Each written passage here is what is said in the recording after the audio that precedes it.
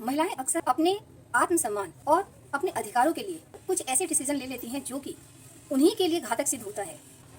जैसे कि आजकल आप देखते होंगे कि हमारा जो कानून है वो महिलाओं के प्रति बहुत अधिक लचीला हो गया है, संवेदनशील हो गया है।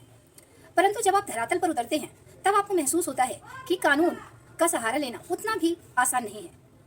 कई बार महिलाएं केस दर्ज करवा देती हैं अपने परिवार के, अपने ससुराल के खिलाफ, परंतु वे पाती हैं कि उन्हें उसी वक्त उस घर को छोड़ना पड़ता है और उन्हें अपने मायके में जाके शरण लेनी पड़ती है। यहाँ पे आपको 3 बातों का ध्यान रखना बहुत आवश्यक है। सबसे पहले कि कभी भी अगर आपके साथ घरेलू हिंसा हो रही है तो आपको वो घर नहीं छोड़ना है।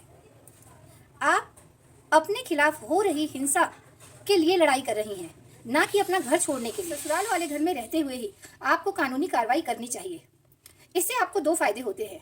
पहला कि आपने जो एड्रेस लिखवाया है उस एड्रेस पर वो सभी लोग मिल जाते हैं तथा उनसे पूछताछ करना पुलिस के लिए आसान हो जाता है। दूसरा, यदि आप किसी कारणवश अपने आप को असुरक्षित महसूस कर रही हैं, जान का खतरा लग रहा है, तो भी घर से निकलते वक्त धन संपत्ति लेने की उतनी आवश्यकता नहीं है।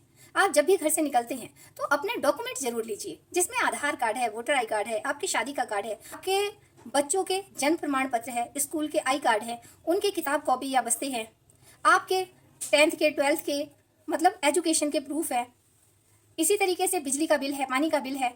ऐसी चीजें जो होती हैं बाद में बहुत ज्यादा जरूरत पड़ती है, जो कि एक बार जब हम केस डाल देते हैं तो इन चीजों को ससुराल से लेना बहुत मुश्किल हो जाता है।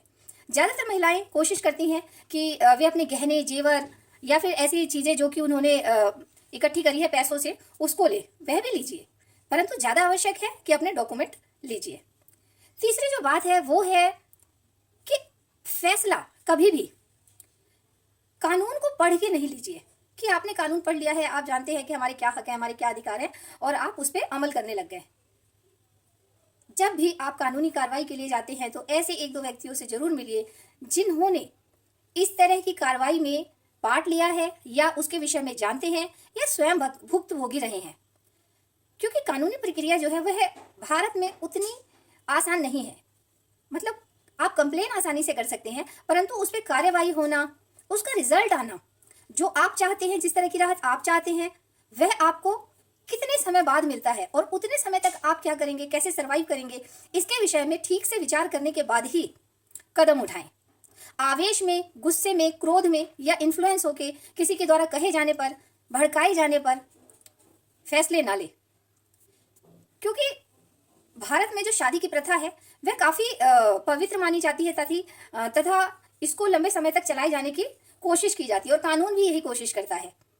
तो एक झटके से हम जब कॉल कर देते हैं तो ससुराल वाले हमारे, जो कि पहले ही काफी खिलाफ थे, वो और ज्यादा खिलाफ हो जाते हैं। परंतु हाँ, अगर वे अत्याचार कर रहे हैं तो उनको हमें सजा तो दिलाना है, परंतु अपने हकों का, अपनी जो समस्याएं हैं उनको कितने बेहतरीन और आसान तरीके से हम सॉल्व कर सकते हैं, उसके सारे पहलू पर विचार करने के बाद ही कानूनी प्रक्रिया करें। क्योंकि अभी हमने बहुत सारे बच्चों को देखा है जिनकी शादी को 2 महीना हुआ है, 4 महीना हुआ है, 1 साल हुआ है और वो फटाफट कानूनी कार्रवाई कर देते हैं। इससे जो संबंध बने हुए नहीं होते हैं, कच्चे संबंध होते हैं, कच्चे धागे होते हैं, वे उसी टाइम टूट जाते हैं और बाद में फिर महिलाओं को बड़ी समस्या होती है। वे सॉरी बोलती हैं या नासमझी की बातें करती हैं, लेकिन जो ससुराल पक्ष है उसकी इतनी बदनामी हो चुकी होती है, लड़के का जो दिल है, जो उसका मन है, वो इतना भर गया होता है बदनामी से या फिर ये पुलिस के कार्रवाई से, जो इसने कि अभी तक कोई क्राइम नहीं किया था और वो शादी जैसे खूबसूरत संबंध में बंधने के बाद पुलिस के चक्कर लगा रहा होता है, तो वह काफी अपसेट हो जाता है और फिर उसे लगता है कि उसने गलती कर दी है। ऐसी महिला को ले आए जो कि बात बात पे पुलिस की धमकी देती है और संबंधों की पवित्रता को या फिर उसकी नाजुकता को नहीं समझते हुए सिर्फ कानूनी कार्रवाई करने हेतु ही हर टाइम परेशान रहती है। तो फिर वह उसे अपनाने में, उसके साथ दोबारा आगे जीवन बिताने में स्वयं को असफल पाता है और वह कोशिश करता है कि जब एक बार ये चीज हो ही गई है तो अब मैं अलग ही हो जाऊं। तो आप लड़कियों से मेरी निवेदन है, बहुत ज़्यादा हम सशक्त समझने लग गए हैं, पुलिस की हेल्प मिल जाती है हमें या फिर हमारे पास फ़ोन नंबर है या फिर महिला आयोग है तो हम फटाफट इसको डायल कर देते हैं।